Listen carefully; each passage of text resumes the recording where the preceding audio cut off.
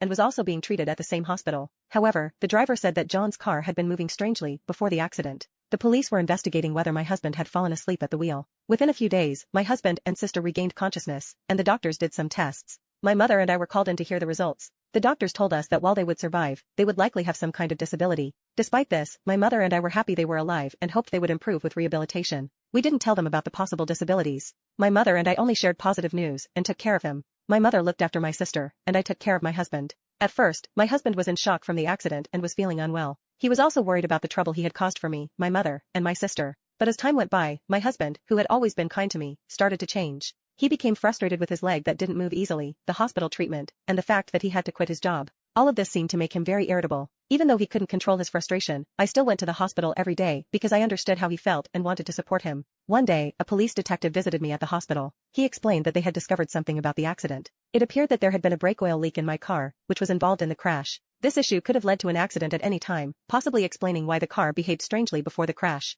The woman who collided with us was also in bad condition. Her mother came to apologize, and it was the first time I met her. After this, I noticed my husband's outbursts towards me increased. He resented my ability to move freely while he was immobile. He also seemed irritated when I could only visit briefly due to my work commitments. He began giving me orders and directing his frustrations at me. If I didn't meet his expectations, he threw things and complained about his hospital room, even objecting when I went out to get my own lunch. His demands became more unreasonable over time. I sympathized with his situation, but I had to work to support us financially and handle numerous responsibilities, like liaising with the police and managing hospital communications. I barely had time to catch my breath. My husband's behavior became increasingly intolerable, and I felt trapped. My sister seemed to be struggling similarly, and my mother grew more exhausted by the day. I heard that my sister's demands on our mother, who wasn't employed, were becoming overwhelming as well. When I couldn't make it to the hospital, both my husband and sister seemed to have learned about the possibility of remaining paralyzed despite rehabilitation. Then there was the revelation about my car's brake oil leak. My sister said, "Hey, I heard your car was leaking oil. You were responsible for maintaining it. Now I can't work or recover properly because of this.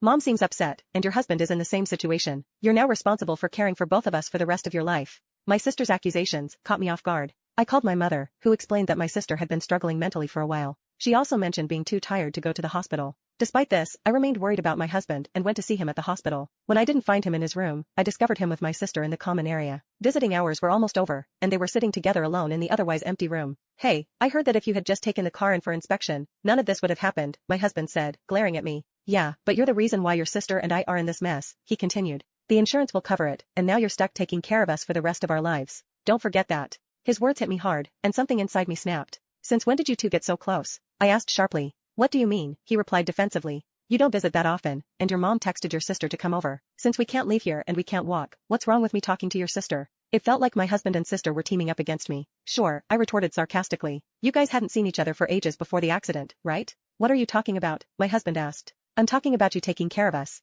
You know that," my husband said, brushing off my question. My sister didn't even look at me but nodded along when my husband said that I would be caring for them both for the rest of their lives. I didn't expect a response, but I continued speaking, hoping they might understand my feelings. "I wonder if the person who hit your car is recovering now," I said. "How should I know? She crashed into us when the light was red." "It's just unbelievable," my husband replied. "Yeah, it was terrifying. We definitely need to make sure we get compensation from her." "And this happened right when I was about to get a promotion," my sister chimed in. If I didn't interrupt, they would just keep complaining, so I decided it was time to tell the truth. "There's something you both need to know," I began. "What is it?" my husband asked. "Firstly, I did have my car inspected before the accident," I revealed. "Did you? Then the dealership should be held accountable. They must have known about the brake oil leak," he responded. "I agree." So, right after the accident, the police contacted me. They wanted to determine the cause and asked to check my dashcam footage. But that old dashcam doesn't record audio, and it only starts recording after an accident, so it wouldn't show anything useful, he argued. "I understand your concern. However, you weren't aware that I had recently installed a new dashcam," I disclosed. My sister looked up in surprise. "What?" she exclaimed.